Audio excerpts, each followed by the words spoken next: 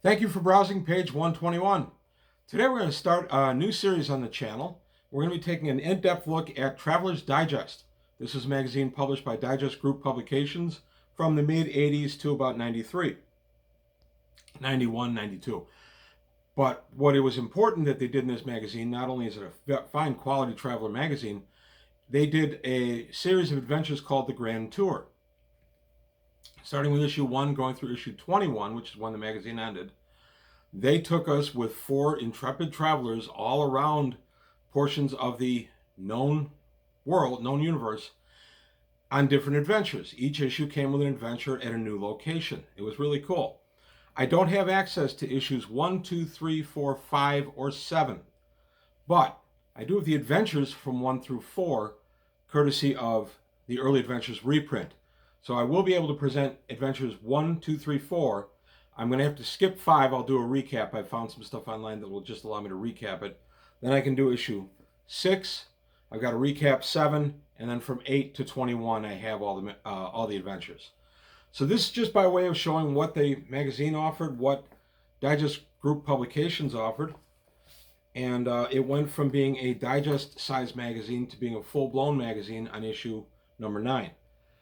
So we're just going to take a look at all of the issue, everything through the issue, but specifically we're going to hit each of the adventures as I go through the series. Spoiler warning, there will be spoilers. I'm going to give up a ton of spoilers about this entire Grand Tour, and because these magazines are very hard to find, if you don't already have them, there's a good chance you won't be able to read them anyway. But I just like to warn folks, I am going to be giving up stuff on the adventures, so if you've had these stashed away for the last 35 years, 40 years, and you didn't want to read them yet, go ahead and don't watch the series because I'm going to be giving up a lot of secrets. Also, subscribers, please do. My normal plea for that, let's keep the channel growing. Also, Patreon. I could use some more Patreon blood because I want to continue to grow the channel. So to my existing subscribers and patrons, I want to say thank you very much. I literally would not be here without your support. So today, starting a new series, we're going to look at the 4 main characters that go on a grand tour of the Traveler universe in Traveler Digest, today on page 121. Traveler's Digest was such a nice magazine. I really enjoyed it. The Digest Group Publication stuff was really top flight. It's a shame it's not really available anymore for reasons I'm not really going to go into. I've talked about it in other videos. But whoever owns the products right now, come on, we'll pay money. We want to read this stuff. But on to the topic at hand. Early Adventures. This was published in 1988, and it's approved for use with Mega Traveler. Digest Group Publications was a big mover in the Mega Traveler redo of the Traveler universe, good or bad. I am doing a series right now dealing with the Rebellion and taking a look at the Rebellion itself and the factions and things. A lot of the DGP stuff was geared toward that. But these early adventures of the that went on in Traveler's Digest actually don't have the Rebellion as the backdrop because they started in the Traveler Golden Age, and they kind of hold that flavor straight through. The magazine itself, as the Rebellion goes on, they feature different aspects of the Rebellion, but the adventures themselves, by and large, aren't really dealing with the Rebellion. So here we go. From the early adventures, we're going to take a look at our characters and why they're doing what they're doing. We got a lot of nice little stuff in here. There's a nice express boat tender, and then we get a look at the early adventures. So what the idea is that we would follow these 4 characters as they go on a grand tour in known space. And here we're going to set out who they are and why they're grand touring. So the characters are Akita Lagir, and he is a journalist. We get his stats right there. 858 AA6. He's 41 years old. He served 6 terms. He's got 31,000 credits. Interview 5, Streetwise 3, Grab Vehicle 1, Wheeled Vehicle 1, Admin 1, Brawling 1, and Computer 0. He is a holocrystal recorder, and he is from a starport, planet with a large starport. And then we go to Telemon. He is a scout. Akita, by the way, is obviously Villani. Telemon may also be. I don't know if that's called out or not. His stats are B7A 856. He's 34. He's served 3 terms. He's got 65,000 credits. Auto Pistol 3, Survival 2, Pilot 1, Grab Vehicle 1, Engineer 1, Gambling 1, Brawling 1, and Computer 0. He's got an auto pistol. Dr. Theodore Kranstein, or Kranstein. He is a scientist. His stats are 495 FC9. He's 57 years old. He has served 10 terms. 300,000 credits to his name. Robotics 5, Leader 3, Jack of all trades 2, Laser Rifle 1, Grav Vehicle 1, Electronics 1, Medical 1, Mechanical 1. He is a hand computer at Tech Level 14, an electronic toolkit, and a robot, AB-101. Why? Here's the fourth member, AB-1 Owen. Get it? AB-101, AB-1 Owen. He is a valet. His appearance statistics are 8D9C78. He is 19, 0 terms, 0 credits to his name. He is Medic 1, Linguistics 1, Grav Vehicle 1, Laser Welder 1, and he is an actual robot. So his robot profile is down here, and he is a pseudo-biological robot constructed by Dr. Theodore Kranstein. And now we get a little bit of a look at the characters. Akita Lagir, his position is senior assistant editor for the Mora World Review. He started there at the age of 18 and worked his way through in fine traveler fashion, working on Mora with its charismatic dictator, the Duchess Delphine the Matriarch, is sometimes a trying experience for any journalist, which may explain his occasional iconoclastic actions. He's slightly prejudiced against the system. His admin skill was learned while moving up the ranks, but it is a skill he would just soon not need. He much prefers cutting through to the heart of his situation. And then, like most writers, he is consumed with curiosity. And when the Traveler's Digest Journalism Contest was held again in 1098, he was among the first to apply. His piece was entitled The Imperial Frontier, the Next Millennium. In it, he discussed the Spinward Frontier sectors of Deneb, Spinward Marches, Trojan Reach, and Reft, and their role in shaping the growth of the Imperium in the next 1,000 years. On 2/58/1099, he received the announcement that he had won the coveted Traveler's Digest Touring Award. After a week of putting things in order, he left Mora for the central office's Traveler's Digest on Deneb. His route took him through Aramis, so he could visit his nephew, Telemon. So basically, he's won a contest, and his contest is that he gets to go on a grand tour.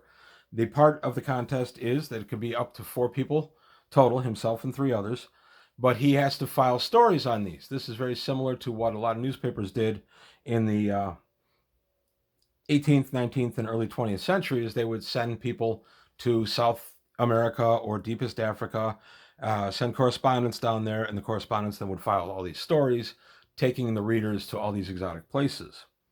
So that's kind of what this is hearkening to. So then we have Telemon. He was in fleet support in the scout office on Aramis. He was born into the scout service. His father was a scout while Dur was growing up, and both of his grandfathers had served in the scouts in their younger days. Dur enjoyed nothing more than, as a boy, to sit and listen to tales of adventure. The Fourth Frontier War broke out while Dur was a teenager. His father's service in the war was a source of pride for the family. Dur's individualistic nature meshed well with his duties in the exploration office of the Scout Service. In his first term, a routine mapping expedition on Planet Rylanor was suddenly turned into a hostage rescue operation, and it was there that Dur happened to save Dr. Kranstein's life. Neither of them was overly emotional about it, but it was that initial chance encounter that grew into respect and friendship between the two men over the years. Dur's second and third terms were spent in District 268 and the Five Sisters subsectors doing various planetary surveys. Dur is the brash adventurer of the group, and as such, he is the least likely to fear physical confrontation or physical discomfort. He is the most likely in the group to act without giving due consideration to the consequences. He has genuine concern for others and most likely to risk his life to save someone. So we have Akita, who is going to visit his nephew, Dur. And then now we have Dur, who is in the group, and he is the connection to Dr. Theodore Kranstein. That's what I liked about this, is that they gave us the connections. So in Mongoose Traveler 2, you have the connections thing. This set up the connections. Let's see. So Dr. Theodore Kranstein, he is the Redniz Chair of Computational Robotics at Rylander Institute of Technology. He's on sabbatical. Dr. Theodore Kranstein is a gifted, multi-talented scientist with interests from anthropology and archaeology. to xenology and zoology, including most of the ologies in between. Born on the planet Rylanor, he entered the Rylanor Institute of Technology at the age of 18, eventually receiving advanced degrees in computer science and robotics. He served 3 terms as dean of the school, after which he was appointed as the Grosnet Chair of Computational Robotics, a prestigious and coveted position. He is the author of 12 holocrystal publications and over 100 articles in technical and scientific journals, in addition to holding more than 250 imperial military patents for his inventions and robotics work. Despite his academic success, he has been bored with what he's been doing, and realizing his age, he has taken an extended sabbatical from teaching in order to make forays through Deneb sector. Among his many pursuits, Dr. Kranstein has aided the Scouts in developing robots for planetary surface surveys. During a test in 1090 on planet Rylanor, members of a disgruntled anti-technist group kidnapped Dr. Kranstein and threatened to kill him if the Scout service didn't meet their demands. A young scout named Telemon was part of the all-volunteer raiding team that finally freed Dr. Kranstein. In fact, was the first to reach the doctor. After this incident, the doctor constructed his servant, bodyguard, and experiments in synaptic learning, AB. So he's the Mr. Fix-It group. He's going to be the guy that's going to keep you on the straight and narrow. He's going to be the professor of Gilligan's Island of your team. And then we have AB Juan Owen, otherwise known as AB 101 or AB. He's a pseudo-biological robot designed and constructed by Dr. Kranstein. AB's apparent UPP is what Kranstein wishes AB to project to others. He's actually capable of much greater values. His intelligence and education are estimated from his computer hardware and software, and his social class is based on his position with Dr. Kranstein. Although AB's programming gives him certain basic abilities, he lacks true artificial intelligence and thus can make errors in judgment. In abstract situations, this effectively lowers his true skill level. AB's weapon is a light laser welder built into his right arm. Many Imperial worlds specify standards for robot-installed weapons, and Dr. Kranstein has designed AB so that his arm, ostensibly used only as a tool, can pass inspection by officials, since laser welders are generally not restricted by local law levels. However, voice override controls allow Dr. Kranstein to use AB as a weapon at short range. Role-playing notes: without a doubt, AB is the most unusual of the quartet. He's the most difficult to roleplay. You could play this guy a lot like Data from Star Trek Next Generation, but maybe with a little bit even less self-awareness than Data has. He can record situations in his 3D holograph form, 10 minutes worth, after which is relegated to 2D storage, then play them back to the future to study the group for the group's study at leisure. He will quietly observe a situation and report his findings to the doctor, keeping the doctor's safety as his priority. He's a good source of logical analysis, although his conclusions can be devoid of any creativity or revelations beyond the obvious. Play him as a naive, knowledge-hungry character.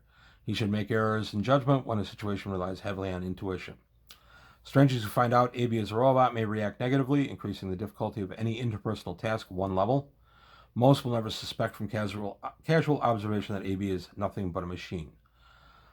So he's got a power plant that is a closed hydrogen open oxygen fuel cell. He carries his own hydrogen supply, but the hydrogen is oxidized by oxygen from the air. AB is thus much like a true human in that respect. If he loses his oxygen supply, his power plant will not function. Air is pulled into his power plant by a respirator that moves his rib cage in a manner similar to human breathing. AB's fuel cell operation produces a harmless waste byproduct which must be eliminated from time to time. It is pure water. So there we have it, the 4 characters. It's kind of interesting. We've kind of hit the centerpieces that you need for a traveler group. We've got the inquisitive journalist. We've got the tough and ready scout. We've got the intellectual scientist. And we have his little robot valet. I liked this mix. Of course, when you run these, you can also add other player characters to the group at need. And then when you bring them in, are they going to know that AB is really a robot or what he is? One of the things I'm toying with doing as we go through this series is I may design AB based on current rules from the robotics handbook. It might be interesting to see what he can do, and I don't know how I could kind of trick him out a little bit to make him a little slicker with the current rules. So there you have it. Those are the 4 characters that are going to be going around the galaxy. I'm going to show the adventures that I have access to. I will not be able to show adventures 5 and 7. I don't have them. But I'm also going to show you a couple of other things pertaining to this and why this was a really nice magazine to have your hands on. I was in pretty early on it, as you can see, but I missed a few issues when they were still the pamphlet size. I started buying it on a regular basis once it became the magazine size. The problem was that these were published not irregularly, but they weren't always reliable. You didn't get it every other month exactly on time, and sometimes stores just didn't stock it because it was kind of a smaller niche thing. Fortunately, as I've said before on the channel, I lived in an area that had 20 to 30 hobby stores within a 20-mile radius. So in the 80s and early 90s, getting to different stores to find stuff was not really a problem. That's all I've got to say today. At the beginning of this, we're going to be enjoying the Traveler adventures as we go through. Starting with Adventure 1. And Adventure 1 is going to be of X-Boats and Friends.